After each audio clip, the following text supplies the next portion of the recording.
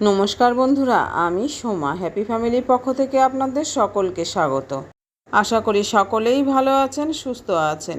আমরাও ভালো আছি বন্ধুরা। আর তাই তো প্রতিদিনের মতো আজও চলে এসেছি আমি একটা নতুন ধরনের রেসিপি নিয়ে।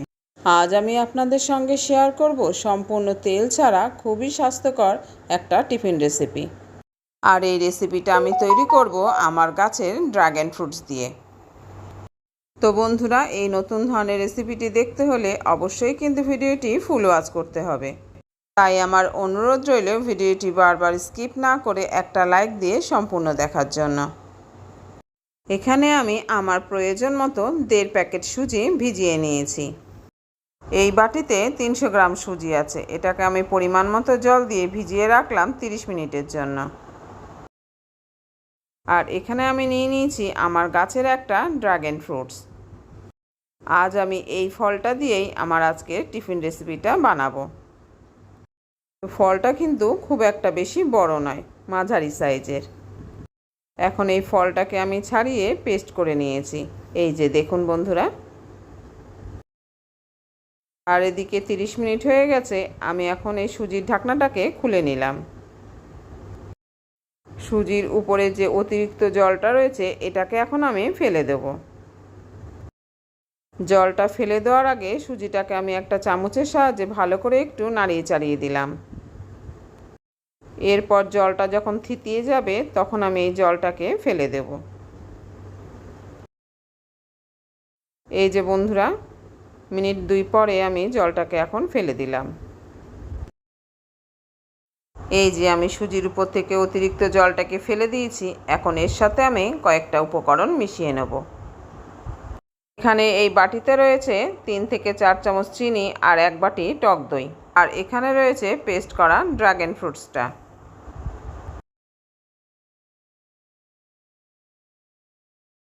এখন এই সুজির বাটির মধ্যে দিয়ে দিলাম আমি পরিমাণ মতো লবণ। এবার দেব চিনি। এখানে যে যেরকম মিষ্টি পছন্দ করবেন সেইভাবেই চিনিটা দেবেন। আর এই যে এখানে ছোট বাটির 1 বাটি আমি টক দই নিয়ে নিয়েছি। এখন এই দইটাকে আমি দিয়ে দিলাম এই সুজির বাটিতে। এখানে দইটা কিন্তু খুব বেশি পরিমাণে টক নয়, তবে খুব বেশি টক দই হলে দইয়ের পরিমাণটা কিন্তু একটু কমিয়ে দিতে হবে। আর টক দই হলে চিনির পরিমাণটা কিন্তু তখন আবার বাড়িয়ে দিতে হবে। এখন সব কটা উপকরণকে একসাথে ভালো করে মিশিয়ে নিতে হবে। এখানে যেহেতু আমি দানা চিনিটাকে ব্যবহার করেছি, তাই সম্পূর্ণভাবে গলে না যাওয়া পর্যন্ত এটাকে সমানে নেড়ে যেতে হবে। তবে এখানে গুঁড়ো চিনি ব্যবহার করলে এটা কিন্তু খুব তাড়াতাড়ি এর সাথে মিশে যাবে। তাই একটু সময় নিয়ে চিনিটাকে না গলা পর্যন্ত আমি সমানে এটাকে নেড়ে চেড়ে নিলাম। চিনিটা এখন গলে গেছে। এখন আমি এর মধ্যে দিয়ে দিলাম পেস্ট করে রাখা ড্রাগন ফ্রুটসটাকে। এটাকে দিয়ে খুব ভালো করে কিন্তু মিশিয়ে নিতে হবে। এই যে বন্ধুরা দেখুন, সুজির মধ্যে এটাকে দেওয়ার ফলে কতটা সুন্দর কালার হয়ে গেছে। এখন এটাকে খুব ভালো করে মিশিয়ে নিলাম। তবে এই সময় যে সুন্দর লাগছে না বন্ধুরা দেখতে, এই এতটা সুন্দর কিন্তু পরে থাকবে না। এই যে এটা আমার পুরোপুরিভাবে মেশানো হয়ে গেছে। আমরা তো প্রতিদিনই 3 বেলায় তেল মশলাযুক্ত খাবার খেয়ে থাকি, তবে মাঝে মাঝে কিন্তু আমাদের এই রকম তেল ছাড়া হেলদি খাবার খাওয়া উচিত। আর এই টিফিন রেসিপিটা এতটাই টেস্টি হয় খেতে যে বাচ্চা থেকে বড় সকলেই খুশি হয়ে যাবে। এখন আমি এর মধ্যে দিয়ে দেবো 1 প্যাকেট ইনো। আপনারা এখানে ইনোর বদলে কিন্তু বেকিং সোডারও ব্যবহার করতে পারেন। এই যে বন্ধুরা, আমি 1 প্যাকেট ইনো দিয়ে দিয়েছি। এখন এটাকে কিন্তু খুব ভালো করে নেড়েচেড়ে এর সাথে মিশিয়ে নিতে হবে।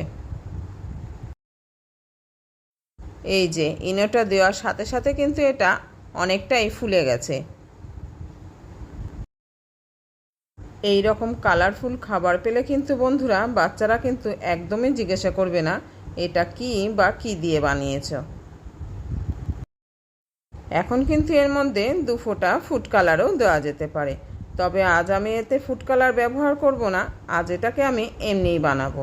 তবে ফুড কালার ব্যবহার করলে কিন্তু বন্ধুরা টিফিনটা বানানোর পরেও এর কালারটা থেকে যাবে, কিন্তু আমি যেহেতু ফুড কালার ব্যবহার করিনি তাই কিন্তু এর কালারটা আর শেষ পর্যন্ত থাকবে না।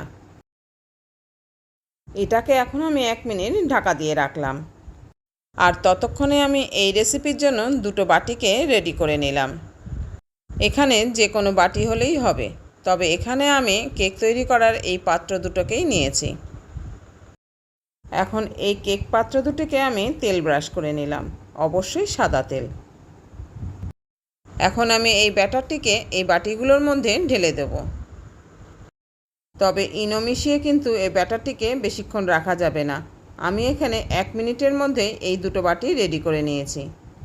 আর এখন দুটো বাটির মধ্যেই কিন্তু আমি ব্যাটারটিকে ঢেলে নিয়েছি। ব্যাটারটি দিয়ে আমি বাটি দুটোকে একটু ট্যাপ করে নিলাম। যেহেতু দুটো বাটি আমি রেডি করেছি তাই 2 ওভেনে আমি দুটো কড়াইতে জলও বসিয়ে দিয়েছি। জলগুলো কিন্তু ফুটতে শুরু করেছে। আর এই ফুটন্ত জলের উপরে আমি একটা করে স্ট্যান্ড রেখে এই বাটি দুটোকে বসিয়ে দিলাম। এই যে বন্ধুরা, আমি কিন্তু দুটো বাটিকেই দুটো কড়াইতে বসিয়ে দিলাম। আমাদের বাড়ির কলের জলে অতিরিক্ত আয়রনের জন্য কিন্তু বন্ধুরা কড়াইতে জলের দাগ হয়ে গেছে, এটা কিন্তু অন্য কিছু নয়। এই কড়াইয়ে স্ট্যান্ডের উপরে আমি এই বাটিটাকে বসিয়ে দিলাম। আর কড়াইটাকে কিন্তু আমি ঢাকাও দিয়ে দিলাম। ফিরে আসবো 15 থেকে 20 মিনিট পর। যেহেতু কড়াইয়ের জলটা ফুটে গিয়েছিল তাই আমি গ্যাসের ফ্লেমটাকে মিডিয়ামে করে দিলাম। 15 মিনিটে একবার আমি ঢাকা খুলে চেক করে নিয়েছিলাম, একটু বাকি থাকায় আমি আবারও ফিরে এলাম 20 মিনিট পর। তো 20 মিনিট পর আমি আবারও ঢাকাটাকে খুলে নিলাম। এখন কড়াইয়ের জলটা কিন্তু শুকিয়ে খুবই সামান্য পরিমাণে হয়ে গেছে। আর আমার রেসিপিটাও কিন্তু রেডি হয়ে গেছে। এখন আমি গ্যাস ওভেনটাকে অফ করে দিলাম। এবার এই দুটো বাটিকেই কড়াই থেকে নামিয়ে আমি ঠান্ডা করে নেব। এই যে বন্ধুরা, বাটি দুটো পুরোপুরি ঠান্ডা হয়ে যাওয়ার পর আমি ফিরে আসলাম। এখন এই সাইড দিয়ে একটা ছুরি দিয়ে একটু ঘুরিয়ে নিয়ে হাত দিয়ে চাপ দিয়ে আমি বাটিটাকে উল্টে দিলাম একটা থালার উপর। আর কত সুন্দরভাবে কিন্তু এটা বেরিয়ে এসেছে, কোথাও এক ফোঁটাও কিন্তু এর ডিস্টার্ব হয়নি।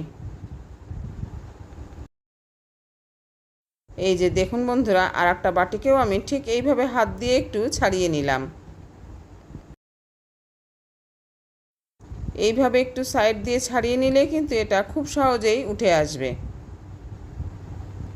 ঠিক আমরা কেক যেভাবে তৈরি করি সেইভাবেই কিন্তু এটা তৈরি হয়েছে। আর এটাকে খেতেও কিন্তু পুরোপুরি কেকের মতনই লেগেছিল, ড্রাগন ফ্রুটস কেক। আর একদমই নিরামিষ পদ্ধতিতে করা, কোনো রকম তেল বা ডিম ছাড়াই। তবে এটাকে কিন্তু আমি আজকে কেকের মতো খাবো না, এটাকে খাবো আজকে আমি ধোকলার মতো করে। তাই একটাকে আমি ছোট ছোট পিস করে কেটে নিলাম, আর আরেকটাকে আমি রেখে দিলাম বিকেলের টিফিনের জন্য। যেহেতু এটাকে আমি ধোকলার মতো করে বানাবো তাই ছোট একটা তড়কা প্যান বসিয়ে দিলাম গ্যাস ওভেনে। এখন হাই ফ্লেমে আমি তড়কা প্যানটাকে খুব ভালো করে হিট করে নিলাম। এই যে বন্ধুরা, লক্ষ্য করুন তড়কা প্যান থেকে কিন্তু ধোঁয়া উঠছে। এখন আমি গ্যাস ওভেনটাকে অফ করে দেব। এবার এই গরম তড়কা প্যানের মধ্যে আমি দিয়ে দিলাম পরিমাণ মতো সর্ষের তেল। এখানে তেলের পরিমাণটা কেউ চাইলে কম বেশি করে নিতে পারেন। এখানে আমি দিয়ে দিলাম 1 চামচ কালো সর্ষে আর একটা শুকনো লঙ্কা কুচি। চিলি ফ্লেক্স না থাকায় আমি একটা শুকনো লঙ্কাকে কাঁচি দিয়ে ছোট ছোট টুকরো করে কেটে নিয়েছি। আর 4-5টা কারি পাতাকে আমি হাত দিয়ে এইভাবে কুচিয়ে নিয়ে দিয়ে দিলাম। তরকাটা কিন্তু আমার রেডি হয়ে গেছে, এটাকে আমি ঢেলে দিলাম এই ধোকলার উপর। দেখুন বন্ধুরা, কতটা লোভনীয় হয়েছে এটা দেখতে। খেতেও কিন্তু বেশ হয়েছিল। সম্পূর্ণ নতুনভাবে ড্রাগন ফ্রুটস দিয়ে করা ধোকলা রেসিপি। তো বন্ধুরা, আজকের এই নতুন পদ্ধতিতে করা ধোকলা রেসিপি কীরকম লাগলো জানাতে কিন্তু ভুলবেন না। যদি ভালো লেগে থাকে অবশ্যই একটা লাইক দিয়ে কমেন্ট ও শেয়ার করবেন। আর খুব বেশি ভালো লেগে থাকলে অবশ্যই কিন্তু এটা বাড়িতে বানিয়ে খেয়ে দেখবেন। তাহলে আজ এই পর্যন্ত বন্ধুরা, দেখা হচ্ছে পরের ভিডিওতে অন্য কোনো রেসিপি নিয়ে। আপনারা ভালো থাকবেন, সুস্থ থাকবেন, আর এইভাবেই কিন্তু আমার সঙ্গে থাকবেন। আর এখনও কিন্তু যে সকল বন্ধুরা আমার চ্যানেলটিকে সাবস্ক্রাইব করেনি, অবশ্যই আমার অনুরোধ রইল চ্যানেলটি সাবস্ক্রাইব করে আমার পাশে থাকার জন্য। আর আমার নতুন পুরনো সকল বন্ধুদের জন্য রইল অসংখ্য ধন্যবাদ ভিডিওটা ফুল ওয়াচ করার জন্য।